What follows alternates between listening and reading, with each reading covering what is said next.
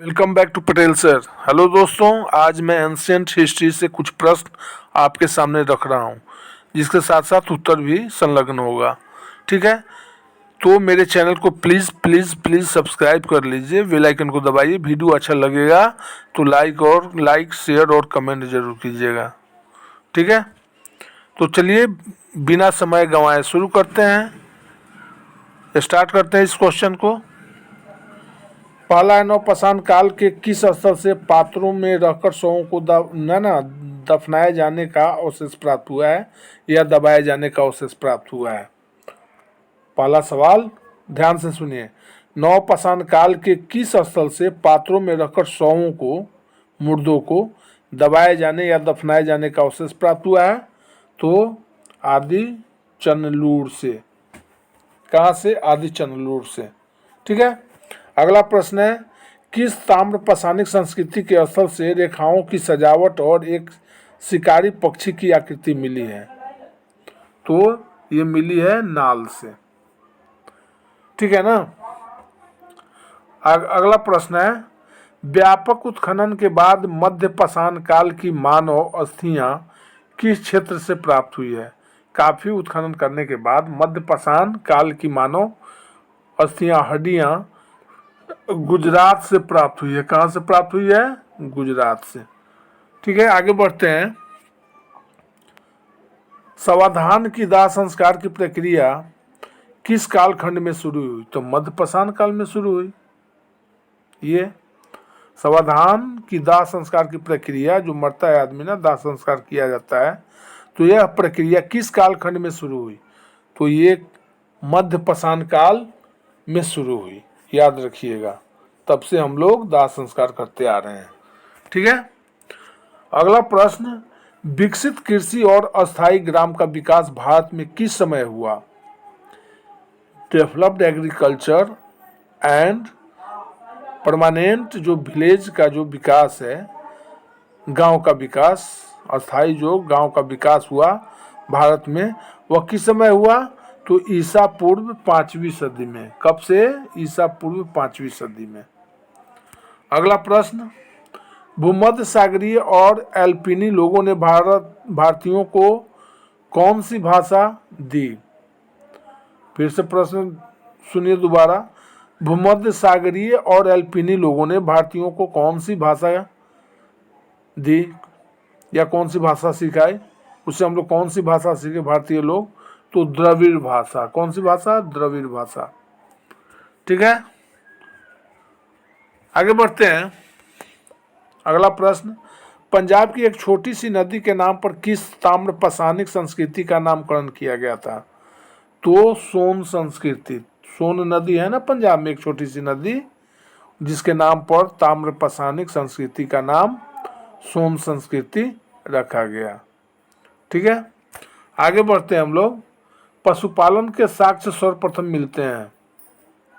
पशु पालने का जो साक्ष्य प्राप्त होता है, सर्वप्रथम साक्ष्य मिला, वह मध्य पाषाण काल में मिला।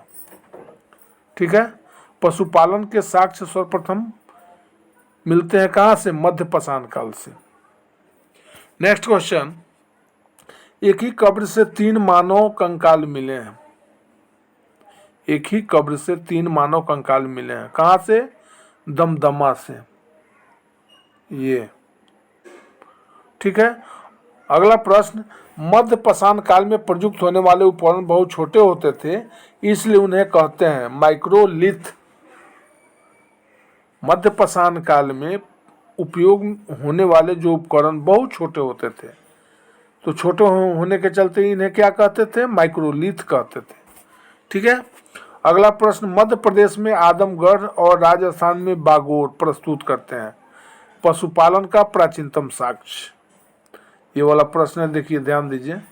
मध्य प्रदेश में आदमगढ़ और राजस्थान में बागोर प्रस्तुत करते हैं, क्या प्रस्तुत करते हैं? पशुपालन का प्राचीनतम साक्ष्य। ठीक है, इसके आगे, इस काल में मानव के अस्थि पंजर यानी शारीरिक प्रारूपों का सबसे पहला अवशेष स्थान से प्राप्त हुआ। कहां से? प्रतापगढ़ उत्तर प्रदेश के सराय नहर तथा महदहा से। ठीक है। नेक्स्ट क्वेश्चन है, नवपाषाण काल के प्रथम प्रस्तर उपकरण उत्तर प्रदेश के टोंस नदी घाटी में सर्वप्रथम प्राप्त किया। कब? 1860 ईस्वी में। किसने? लेनमेसुरियर ने। लेनमेसुरियर ने। कब? 1860 ईस्वी में। 1860 ईस्वी में लेनमेसुरियर ने। अगला प्रश्न, नवपाषाण युगीन प्राचीनतम बस्ती पाकिस्तान में स्थित बलूचिस्तान प्रांत में मेहरगढ़ में है। तो मेहरगढ़ में साक्ष्य मिले हैं किस चीज का? कृषि के प्राचीनतम साक्ष्य मिले हैं मेहरगढ़ से। कृषि के प्राचीनतम साक्ष्य कहाँ से मिले हैं? मेहरगढ़ से। यह नवपाषाण युगीन प्राचीनतम बस्ती जो पाकिस्तान में स्थित है, पाकिस्तान के बलूचिस्तान में है ना, मेहरगढ़। तो वहाँ से कृषि के प्राचीनतम साक्ष्य मिले हैं। आगे बढ़ते हैं हम लोग। नवपाषाण कालीन स्थल बुर्ज होम एवं गुफ कराल, जो ये दोनों जगह कश्मीर प्रांत में हैं, से अनेक गर्तावास, यानी गर्तावास मीन्स गड्ढाघर, गर्तावास मीन्स गड्ढाघर, ठीक है, गर्तावास मीन्स गड्ढाघर, अनेक प्रकार के मृदभांड यानी मिट्टी के बर्तन एवं प्रस्तर तथा हड्डी के अनेक औजार प्राप्त हुए हैं। इसको याद रखिएगा भाई, बड़ा इंपॉर्टेंट सवाल है ये। नवपाषाण कालीन स्थल बुर्ज होम एवं गुफ कराल, जो कश्मीर प्रांत से अनेक गर्तावास यानी गड्ढाघर और अनेक प्रकार के मृदभांड मिट्टी के बर्तन एवं प्रस्तर तथा हड्डी के अनेक औजार प्राप्त हुए हैं, याद रखिएगा। अगला प्रश्न है ये, बुर्ज होम से प्राप्त कब्रों में मालिक के साथ दफनाया जाता था किसको? पालतू कुत्तों को। मालिक के साथ, जब मालिक मर जाते थे तो उसके साथ उनके पालतू कुत्तों को भी दफना दिया जाता था। यह प्रथा भारत के किसी भी अन्य नवपाषाण कालीन स्थल से नहीं प्राप्त होती है, ठीक है, इसको याद रखिएगा। अगला सवाल है, कौन सा नवपाषाण कालीन पुरास्थल एकमात्र ऐसा पुरास्थल है जहां से प्रचुर मात्रा में हड्डी के उपकरण पाए गए हैं जो मुख्य रूप से हिरण के सींगों के हैं? यह उपकरण ताम्रपाषाणिक अवस्था के प्रतीत होते हैं। कहाँ से प्राप्त हुए हैं? चिरांद, जो बिहार प्रांत में पड़ता है, चिरांद, ठीक है।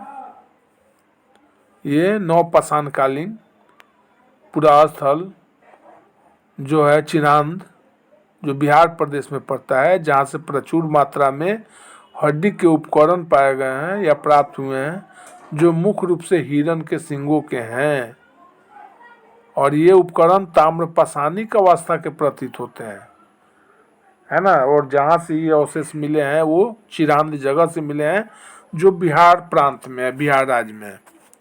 अगला प्रश्न, इलाहाबाद में स्थित कुलडीहवा एकमात्र ऐसा नवपाषाणिक पुरास्थल है जहाँ से प्राचीनतम साक्ष्य लगभग 6000 ईसा पूर्व प्राप्त हुआ। किस चीज का साक्ष्य? चावल का। कहाँ से? तो इलाहाबाद में स्थित कुलडीहवा एक जगह है जहाँ से नवपाषाणिक पुरास्थल, ये नवपाषाणिक पुरास्थल है कुलडीहवा, जो इलाहाबाद में पड़ता है ना, जहाँ से प्राचीनतम साक्ष्य जो चावल का मिला है वह लगभग 6000 ईसा पूर्व का है। आगे बढ़ते हैं हम लोग। मेहरगढ़ में बसने वाले नवपाषाण युग के लोग अधिक उन्नत थे, यानी डेवलप्ड थे। वे गेहूं, जौ और रुई उपजाते थे तथा वे घरों में रहते थे। किस प्रकार के घरों में रहते थे? तो कच्ची ईंटों के घरों में रहते थे। किस प्रकार का ईंटा? कच्ची ईंटों के घरों में, याद रखिए। मेहरगढ़ में बसने वाले नवपाषाण युग के लोग अधिक उन्नत थे, यानी डेवलप्ड थे, जो गेहूं, जौ और रुई उपजाते थे तथा कच्ची ईंटों के घरों में रहते थे, कच्ची ईंटों से बनाए गए घरों में रहते थे। अगला प्रश्न, दक्षिण भारत में नवपाषाणकालीन सभ्यता का मुख्य स्थल है, याद रखिए। दक्षिण भारत में, साउथ इंडिया में नवपाषाणकालीन सभ्यता का मुख्य स्थल है कौन? बेलारी, जो कर्नाटक प्रांत में पड़ता है, कर्नाटक में पड़ता है बेलारी, है ना। वो नवपाषाणकालीन सभ्यता का मुख्य स्थल है कौन? दक्षिण भारत का कौन सा जगह? बेलारी, जो कहाँ पड़ता है? कर्नाटक स्टेट में पड़ता है, कर्नाटक राज्य में। अगला प्रश्न है, विंध्य क्षेत्र का वह शिलाश्रय जहां से सर्वाधिक मानव कंकाल प्राप्त हुए हैं। ये भी बड़ा इंपॉर्टेंट सवाल है।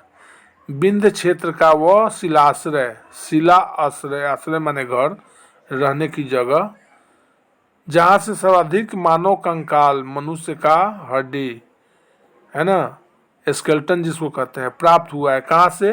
लेखहिया से, याद रखिए, लेखहिया से। अगला प्रश्न, भारतीय पुरातत्व सर्वेक्षण के प्रथम महानिदेशक कौन थे? तो भारतीय पुरातत्व सर्वेक्षण के प्रथम महानिदेशक थे जॉन मार्शल। ठीक है। उसके अगला प्रश्न है, राष्ट्रीय मानव संग्रहालय स्थित है कहाँ? भोपाल में। राष्ट्रीय मानव संग्रहालय स्थित है कहाँ पर? भोपाल में। ठीक है। आगे बढ़ते हैं हम लोग, अब चलते हैं सिंधु घाटी सभ्यता की ओर। पहला प्रश्न है उसका, हड़प्पा सभ्यता में कौन सी दो मुख्य खाद्यान्न पाई जाती है? हड़प्पा सभ्यता में कौन सी दो मुख्य खाद्यान्न पाई जाती है, माने खाने का अन्न?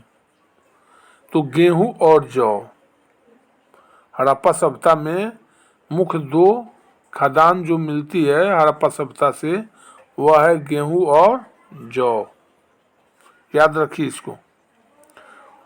उसके आगे है, स्वतंत्रता प्राप्ति के बाद सर्वाधिक हड़प्पा कालीन स्थलों का पता कहाँ से चलता है? तो गुजरात से। स्वतंत्रता प्राप्ति के बाद सर्वाधिक हड़प्पा कालीन स्थलों का पता कहाँ से चलता है? गुजरात राज्य से। ठीक है। नेक्स्ट क्वेश्चन, हड़प्पा कालीन शहरों एवं नगरों को किस प्रकार बांटा गया था? तो हड़प्पा कालीन शहरों एवं नगरों को, यानी बड़े शहरों को आयताकार खंडों में बांटा गया था। कैसे? आयताकार खंडों में। उससे आगे है प्रश्न, मानव सभ्यता को सैंधव काल के से किन दो प्रमुख चीजों की प्राप्ति हुई है? फिर से इस प्रश्न को सुनिए, मानव सभ्यता को सैंधव काल से किन दो प्रमुख चीजों की प्राप्ति हुई है? तो गेहूं और कपास की। मानव सभ्यता को सिंधु काल से गेहूं और कपास, दो प्रमुख ये चीज है, वही प्राप्त हुई थी। नेक्स्ट एंड लास्ट क्वेश्चन है इस सेट का, इस वीडियो का, उत्तर हड़प्पा अवस्था काल के चिन्ह किन नगरों से प्राप्त होते हैं? उत्तर हड़प्पा अवस्था काल के चिन्ह किन नगरों से प्राप्त होते हैं?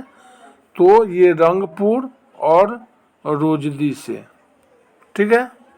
तो दोस्तों, मेरे चैनल पर अगर आप नए हैं तो प्लीज़ मेरे चैनल को सब्सक्राइब करते जाइए और इस तरह से मेरा वीडियो ज़रूर देखिए, थोड़ा समय निकाल कर देखिए, कुछ न कुछ आपको जानकारी मिलेगी, आपका ज्ञान जरूर बढ़ेगा। और साथ ही साथ अन्य कॉम्पिटिटिव एग्ज़ाम, जितने सारे कॉम्पिटिटिव एग्ज़ाम हैं, ये सभी एग्ज़ाम में एंशिएंट, मॉडर्न, मेडिवल, हिस्ट्री से प्रश्न आते हैं, कुछ न कुछ, है ना, हिस्ट्री से प्रश्न रहते ही हैं। और साथ ही साथ जो बीपीएससी टीचर वाला एग्ज़ाम है उसके लिए भी काफ़ी इम्पोर्टेंट है। तो मिलते हैं हम लोग अगले वीडियो में। ठीक है, तब तक के लिए बाय बाय।